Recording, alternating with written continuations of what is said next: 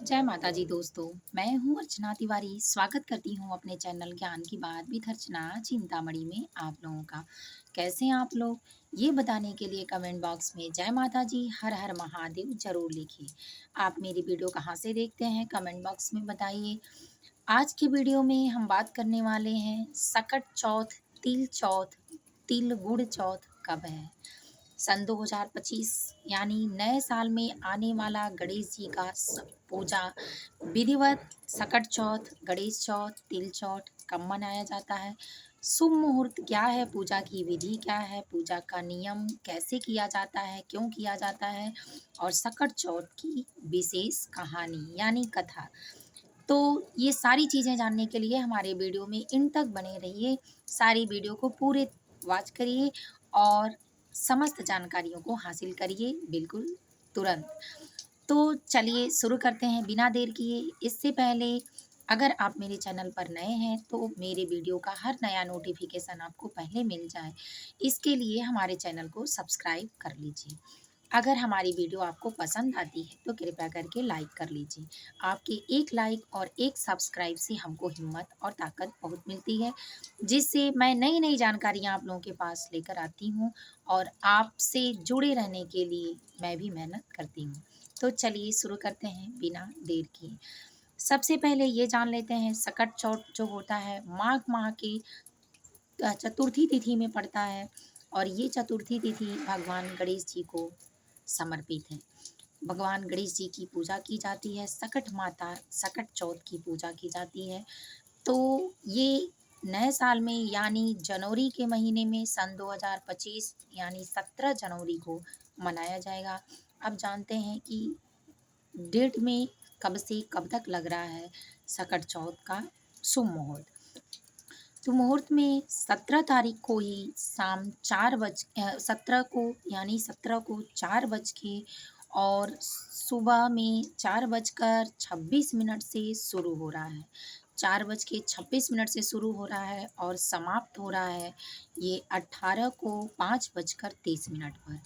इसमें उदया तिथि के अनुसार कोई भी हमारे सनातन धर्म में व्रत रहा जाता है तो उदया तिथि के अनुसार 17 को ही हम सकट चौथ मनाएंगे, क्योंकि 18 को समाप्त हो जा रहा है 5 बजकर 30 मिनट पर। उदया तिथि पड़ेगी नहीं, इसीलिए 17 को मनाया जाएगा।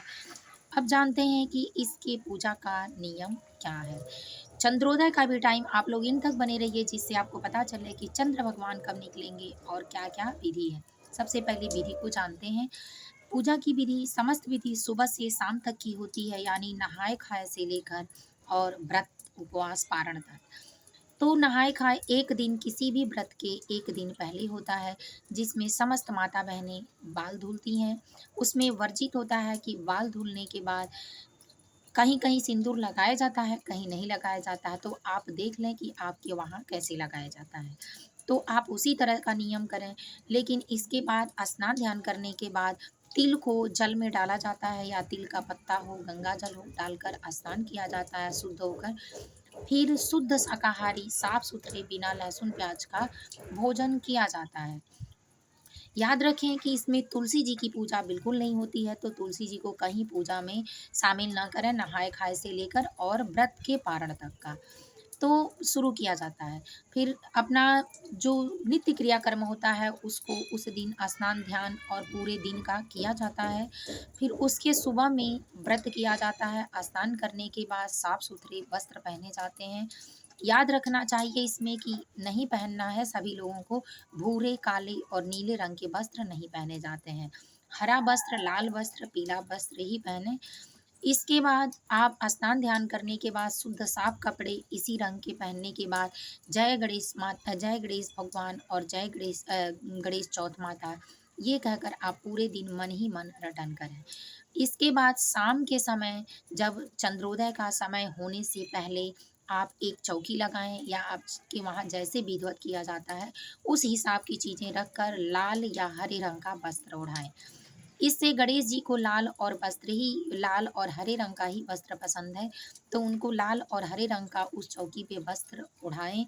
उसके बाद गणेश जी की प्रतिमा को बैठाकर कुछ लोग बनाते हैं, कुछ लोग नहीं बनाते हैं, तो उनकी प्रतिमा चाहे कैलेंडर, पूजा जो भी आपके पास हो, रखें। धूप, दीप, बत्ती जलाकर, आरती घी के दीपक का जलाकर उनका दीपक जलाएँ, मंत्रोच्चारण के द्वारा उनकी विधिवत पूजा करें।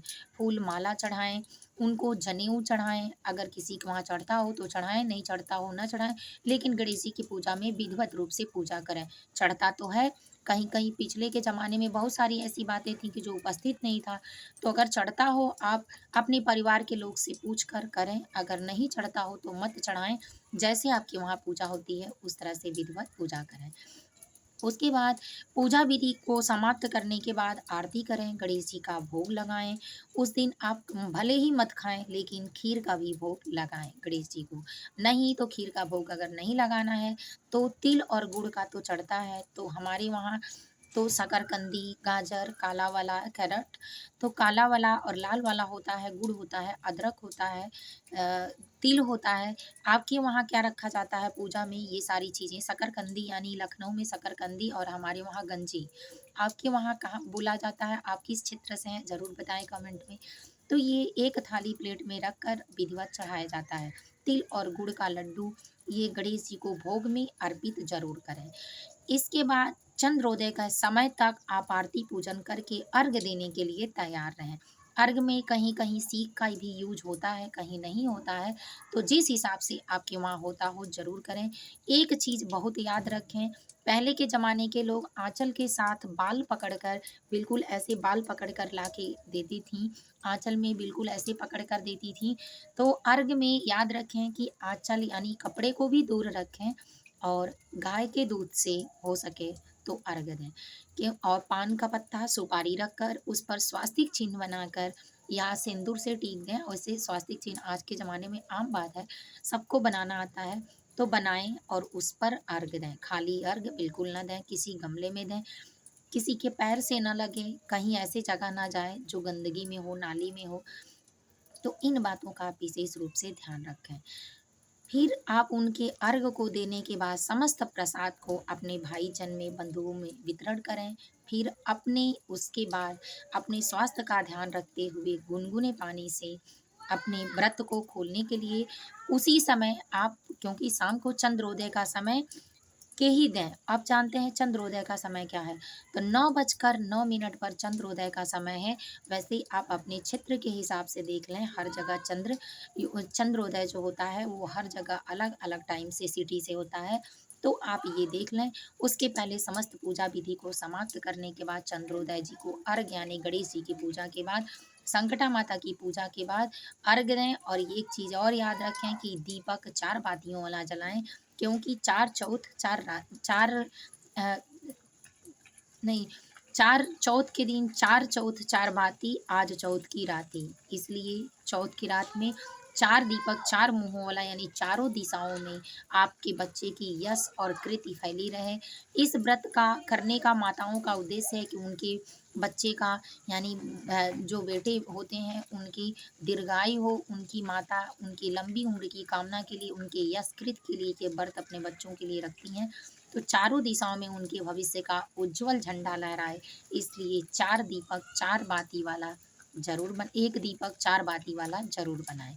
इस तरह से चारों दिशाओं में करके दीपक जलाएँ, जिससे आपके समस्त देवी-देवताओं को, अपने कुल के देवी-देवताओं को सबको ये दीपक का लौ जो है समर्पित होगा, तो आपके कृत्य में बढ़ोतरी होगी, आपके व्रत का पुण्य बढ़ेगा और आपके बच्चे का उम्र दीर्घायु होगा, यशस्वी होगा, तेजस्वी होगा, आयुष्मान होगा। तो इसलिए इस तरह से पूजा की समस्त विधि अपनाएँ, अर्घ देकर सबको अपने से बड़ों का पैर छूकर आशीर्वाद लें अपने घर में। उसके बाद भगवान का, पंच देवता का, पंच तत्व का आशीर्वाद लें कि आपके मृत शरीर तक आपका बच्चा जगमगाता रहे इस दुनिया में। इसके बाद से आप जो भी तिल और गुड़, अदरक का होता है, सर्वप्रथम गुनगुने पानी के साथ उसको पारण की तरह अपने प्रसाद लें। उसके बाद भोजन किया नहीं जाता है, समस्त फल-फलाहार जो होता है उस टाइम चढ़ा हुआ प्रसाद ही खाया जाता है। उसके बाद रात में आराम से भजन कीर्तन करते हुए सुबह करें और सुबह के बाद शुद्ध शाकाहारी भोजन समय से पंचमी तिथि के पहले पंचमी तिथि तक करें, क्योंकि कभी भी जो व्रत किया जाता है उसका पारण उसके अगली तिथि में किया जाता है। तो याद रखें कि 5:30 पर समाप्त हो रहा है, तो आप 6 बजे यानी साढ़े 5 बजे के बाद कभी भी पारण कर सकते हैं। तो पारण करने की विधि 18 तारीख को 5:30 बजे के बाद है। तिथि लग रही है 4:26 पर 17 तारीख को, और उदया तिथि होने के कारण हम उसी दिन रहेंगे व्रत को, और 18 को 5:30 पर समाप्त होने की वजह से पारण विधि 5:30 के बाद ही कर लें। तो उम्मीद है अब इसके बाद जानते हैं कि कथा इसकी क्या है, यानी सकट चौथ की कथा क्या है। तो सभी लोग ध्यानपूर्वक सुने। कहते हैं कथा को सुनने से जो कहता है उसको तो लाभ होता ही है, लेकिन जो सुनता और सुनाता है उसको भी व्रत का लाभ होता है। तो अ, एक राजा थे, साहूकार थे, और उनकी एक पत्नी साहूकारिन थी। राजा-रानी एक साथ रहा करते थे। उनका कोई बच्चा नहीं था। दोनों लोग अपने घर में खुशियाँ, जिसके घर में जब कोई संतति ही नहीं रहेगी, कोई आगे-पीछे ही नहीं रहेगा, तो खुशी क्या मनाएँगे।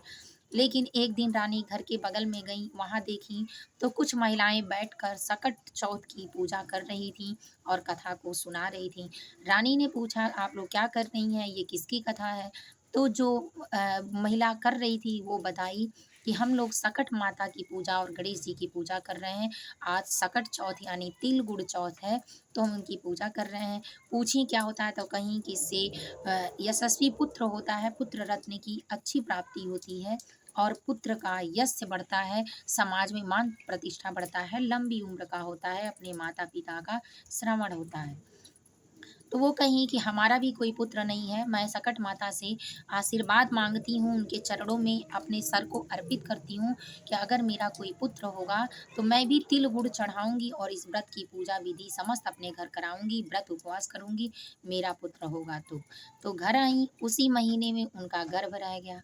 उस गर्भ में होने के बाद कहीं जो साहूकार थे, उनसे कहीं कि आप कर दीजिए, माने थे हम। तो कहे चलो कोई बात नहीं, बच्चे को बड़े होने दो, कर देंगे। फिर बच्चा धीरे-धीरे बड़ा होने लगा। फिर सभी लोगों ने सकट आया उस साल भी। फिर रानी कहीं साहूकारिन जो थी, फिर कहीं साहूकार से कि इस बार कर दीजिए, देर हो रहा है। तो कहें कि कोई बात नहीं है, जब बच्चा शादी करने जाएगा तब कर देंगे। फिर बच्चे की शादी होने गई। शादी के समय जब बच्चा 7 फेरे लेने लगा, तब सकट महारानी जो थीं और गणेश जी गुस्सा आ गए। गुस्सा होने के कारण सकट माता गणेश उनको, उनके जमाई को, यानी उनकी बेटी के जो बच्चे के दामाद थे, उनको, उनके बेटे को उठाकर पीपल के पेड़ पर ले जाके बैठा दी। उसके बाद सब लोग रोने-धोने लगे, ढूँढने लगे, वो मिले ही नहीं, सब लोग अपने-अपने घर को चले गए। फिर उसी रास्ते गढ़-गौर पूजने के लिए जो महिला जिससे शादी हो रही थी, उसकी वो जा रही थी जंगल के रास्ते दूब लेने। तो दूब लेकर उधर से आ रही थी गणेश जी को चढ़ाने के लिए गढ़गौर में। तब उस पीपल के पेड़ से आवाज़ आई, "ओ मेरी अर्धव्याहिता, कहाँ जा रही हो? हम पीपल के पेड़ पर हैं, हमको बचाओ। हमारे माता-पिता से हमारी बात कराओ, कहाँ जा रही हो?" वो आई घर। घर आने के बाद जब भी वो जाती थी पूजा में, हर 2, 3, 4 साल तक, तब तक जब भी आती रहती थी तो उसको आवाज़ सुनाती थी, "अर्धव्याहिता कहाँ हो? आओ मेरे पास आओ, मैं यहाँ हूँ।" तो आके घर नहीं कहती थी, भूल जाती थी, संकोच भी करती थी। तब उसकी माँ ने एक दिन पूछा कि तुम इतनी दुबली क्यों हो रही हो? मैं तुमको इतने अच्छे से खिला-पिला रही हूँ, फिर भी तुम दुबली क्यों हो रही हो? तब उसने बताया कि माँ ऐसी-ऐसी बात है, और वो चीज़ हमारे दिमाग में घर कर गई है, यानी हमारा सर फट रहा है। मैं उसकी आवाज़ सुनती हूँ तो लगता है वही है, मुझे दिखाई भी देता है, मेरी शादी, और कहता है मेरी अर्धव्याहिता। तब वो लड़की पुत्री लेकर गई, अपनी माँ को दिखाई, तो औरत देखते ही पहचान ली कि ये मेरा जमाई है। तब उसकी बात हुई, सारी बातों को बताया उस लड़के ने, और उसके बाद माँ घर आई। आने के बाद साहूकार से और साहूकार की पत्नी से जाकर बोली कि तुम लोग क्यों सकट माता का मान के और चढ़ाए नहीं हो, तुम्हारा पुत्र वहाँ अटका पड़ा है। तब जाके साहूकार और साहूकारिन की पत्नी ने उसी साल सकट चौथ खाया, और उसी साल में व्रत किया, तिल और गुड़ 2.5 मन, 2.5 मन तिल और गुड़ का लड्डू और सारी चीज़ें जो मानी थी, सब उनको चढ़ाई। गणेश जी की विधिवत पूजा की, दूब हल्दी चंदन चढ़ा के, मिष्ठान पूरा चढ़ाकर, ढोल बाजे के साथ समस्त पूजा विधि को सही तरीके से शुभ मुहूर्त में निभाई। उसके बाद कहीं कि हे सकट महारानी, मेरा पुत्र और मेरी बहू अगर मेरे घर आ जाएँगे, तो मैं हर बार इसी तरह से आपका पूजन कीर्तन करती रहूँगी। तब से सकट चौथ का प्रसार हुआ सभी लोगों में, और इस तरह से सभी माता अपने पुत्रों की यशस्वी की प्राप्ति के लिए इस व्रत को करने लगी। तो इस तरह से संसार में ये नियम बन गया। और ये सकट चौथ जो है, माता पार्वती ने भी गणेश जी का सर कटने के बाद, जब महादेव ने काट दिया था गजानन का सर, तब माता पार्वती ने भी संकट माता यानी संकट माता से माना था, अभी माता लक्ष्मी के रूप में, उनसे संकट चौथ में मांगा था कि हमारा पुत्र अगर सही हो जाएगा और उसका सर धड़ से अलग हुआ है, अगर एक हो जाएगा, तो मैं इस भूल के लिए, यानी जो महादेव ने किया है उस भूल के लिए और अपनी गलतियों की माफ़ी के लिए, महादेव को तो माफ़ नहीं कर सकती, लेकिन अपने पुत्र को सही यशस्वी रहने के लिए उपाय कर सकती हूँ।